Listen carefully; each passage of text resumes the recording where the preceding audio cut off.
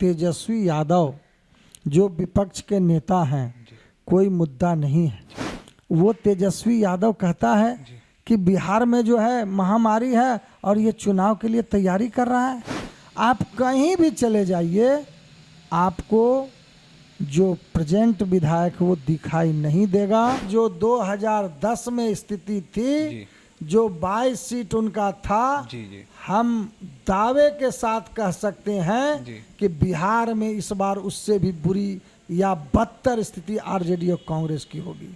नमस्कार, आप देख रहे हैं न्यूज भारतवर्ष और मैं हूं आपके साथ रमन राय। बिहार में 2020 विधानसभा चुनाव का साल है, लेकिन इसको लेकर राजनीति काफ़ी तेज हो चुकी है। जहां एक और सत्ता पक्ष बिहार में समय पर चुनाव कराने के पक्ष में है, वहीं विपक्ष की मांग है कि बिहार में चुनाव इस वक्त ना हो, क्योंकि बिहार में जो कोरोना का खतरा है वो लगातार बढ़ता ही जा रहा है।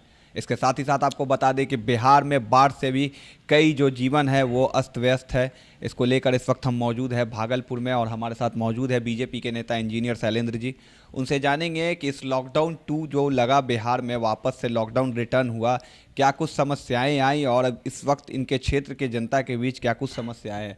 सबसे पहले तो सर, आपका जो भागलपुर क्षेत्र है, कई सारी तस्वीरें सामने आई कोरोना को लेकर भी आपके क्षेत्र से जो विचलित करती है, क्या कुछ कहेंगे उसके बारे में, जिस तरीके से कोरोना ने कहर जो है आपके क्षेत्र में भी बढ़ा कर रखा है। धन्यवाद रमन जी, आप हमारे बीच आए इसके लिए आपको हृदय से धन्यवाद। आपको बता दें कि पिछले 24 घंटे में हमारे भागलपुर ज़िले में 1500 कोरोना पॉजिटिव हुए और उसमें 1100 ठीक हो गए। अब आप सोच सकते हैं कि हमारे स्वास्थ्य मंत्री और यहाँ के जो चिकित्सा पदाधिकारी वो कितने तत्पर हैं और कितने संवेदनशील हैं कि उनको इलाज करके 1100 को ठीक किया। और आप रेशियो भी अगर निकालें तो 75% हो गई ठीक होने की। इसका मायने है कि कहीं ना कहीं हमारी सरकार जो है बहुत ही संवेदनशील है। कोरोना के प्रति जो होना चाहिए आम जनों में, वो भी काफ़ी सक्रिय है। लोग काफ़ी सक्रिय हैं कि कैसे इसको सोशल डिस्टेंसिंग के माध्यम से, जो प्रधानमंत्री जी का 2 गज की दूरी, आदरणीय हमारे जो मुख्यमंत्री नीतीश कुमार जी हैं, उन्होंने भी जो मास्क पहनो काम पर चलो, यानी सब कोई लगे हुए हैं इसमें। लेकिन देखा जा रहा है कि बिहार का जो रिकवरी रेट था वो पहले 75% था, अब घटकर काफ़ी कम हो गया है, लगभग 15% की गिरावट हुई है। लेकिन आप जैसा कि बता रहे हैं, आपका जो क्षेत्र है भागलपुर, यहाँ पे जो रिकवरी रेट है वो काफ़ी ज़्यादा है। तो यानी यहाँ पर प्रशासनिक तरीके से जो बात कर ली जाए, पटना के मुकाबले या फिर अन्य ज़िलों के मुकाबले जो है वो काफ़ी सुचारू रूप से यहाँ पर फॉलोअप करवा रही है प्रशासन। देखिए, अभी मैंने आपको बताया, ठीक है बिहार में कुछ ज़्यादा हो सकता है कि रिकवरी रेट घटा हो, लेकिन हमारे यहाँ रिकवरी रेट बढ़ा है। अभी आप प्रिंट मीडिया में, सोशल मीडिया में या इलेक्ट्रॉनिक मीडिया में भी देख सकते हैं कि पिछले 24 घंटे में 1500 पॉजिटिव हुए, उसमें 1100, आप खुद ही पढ़े लिखे लोग हैं, आप सोच सकते हैं। ऐसे भी पूरे बिहार में, हमारे बिहार की आबादी 10 करोड़ है और उसमें मात्र अभी 30,000 ही पॉजिटिव हुए हैं और उसके बाद रिकवरी भी हो रही है। तो आप सोच सकते हैं कि ठीक है, ये तो वायरस है और फैलेगा ही, लेकिन हमारी सरकार बहुत संवेदनशील है। लगातार आदरणीय नीतीश जी इस पर बैठक करें। अब तो सारे जितने भी कोरोना वार्ड हमारे बड़े हॉस्पिटल में, उसमें सीनियर डॉक्टर बैठ रहे हैं, अनुमंडल में बैठ रहे हैं डॉक्टर, अनुमंडल में जांच हो रही है। अब तो मुख्यमंत्री जी ने कहा और आदरणीय हमारे मंगल पांडे जी ने कहा कि अब जो पीएससी है उसमें भी चेक होगा। तो अब इतना संवेदनशील सरकार और दूसरे दल के लोग जो हैं, कैसे आरजेडी और कांग्रेस के लोग लांछन लगा रहे हैं। विपक्ष, वही मैं भी बता रहा हूँ सर कि विपक्ष का लगातार कहना है कि ये जो सरकार है वो जनता के बीच से गायब है और इसका जो असर है सीधे सीधे यहाँ के 2020 विधानसभा चुनाव में पड़ेगा। लेकिन जैसा कि आप बता रहे हैं कि सरकार इससे मजबूती से निपट रही है, तो या तो ये सरकार के लिए 2020 में फ़ायदा होगा या फिर विपक्ष के जो आरोप है उस पर सरकार को कुछ नुकसान हो सकता है। देखिए, क्या है कि 15 साल पति पत्नी की सरकार रही है और उस पति पत्नी के बेटे अब राजद के तेजस्वी यादव जो विपक्ष के नेता हैं, कोई मुद्दा नहीं है। आप याद कीजिए 15 साल जब पति पत्नी की सरकार थी तो 15 साल में केवल 7,000 जी। बीपीएससी की नियुक्ति हुई थी। और अभी आदरणीय मुख्यमंत्री नीतीश कुमार जी के नेतृत्व में एनडीए की जो सरकार है, इस 15 साल में 1,62,000 बीपीएससी की नियुक्ति हुई। और वो जो हमारे बिहार को कैसे धकेल दिया पीछे, कितना पीछे, और आप सोच नहीं सकते, इमेज नहीं कर सकते हैं। वो तेजस्वी यादव कहता है कि बिहार में जो है महामारी है और ये चुनाव के लिए तैयारी कर रहा है। वो गिरेबान में अपना झांक के नहीं देख रहे हैं। उनको ये समझ में नहीं आ रहा है कि जब हम नाबालिग हैं तब हमारे 500 करोड़ की संपत्ति कहाँ से आ गई, कहाँ से आई 500। इसका जवाब वो जनता को देना चाहिए, तेजस्वी जी को। आपका जो विधानसभा क्षेत्र है उसकी भी जो विधायिका है वो राजद से आती है, लेकिन पिछले दिनों हमने जब आपके क्षेत्र में गए थे तो कई जो लोग हैं, लगभग अधिकतर लोग उनसे नाखुश है।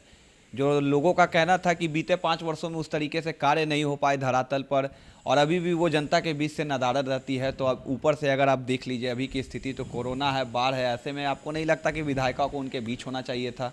देखिए, आप तो पटना से चल के आए हैं रमन जी, आपकी टीम। हम तो चाहेंगे कि आप मेरे विधानसभा में भी, मेरा कोई ये नहीं है कि कहाँ जाना, आप जहाँ कहीं भी, मेरे विधानसभा में 37 शक्ति केंद्र हम लोग भारतीय जनता पार्टी कहते हैं, लेकिन सरकार उसको पंचायत कहती है।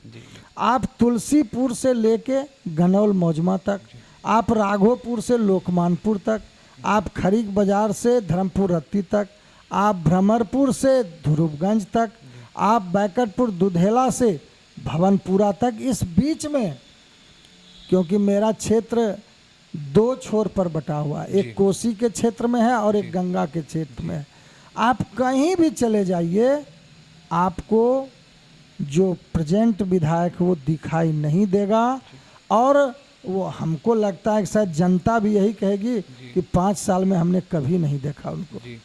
मतलब कहीं ना कहीं कमोवेश जो है वो ऐसा बन रहा है कि जनता भी चाह रही है बदलाव हो, क्योंकि 5 वर्षों की जो स्थिति है वो लगभग धरातल पर काफ़ी सही नहीं है।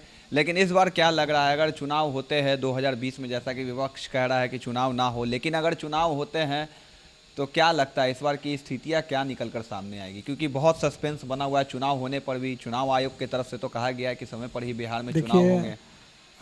ठीक ही आपने कहा जी। आप देख रहे हैं कि चुनाव आयोग अरोड़ा साहब ने स्पष्ट कह दिया कि चुनाव समय पर होगा। अगर विशेष परिस्थिति होगी तो कुछ विधानसभा का चुनाव हम टाल सकते हैं, लेकिन चुनाव समय पर होगा।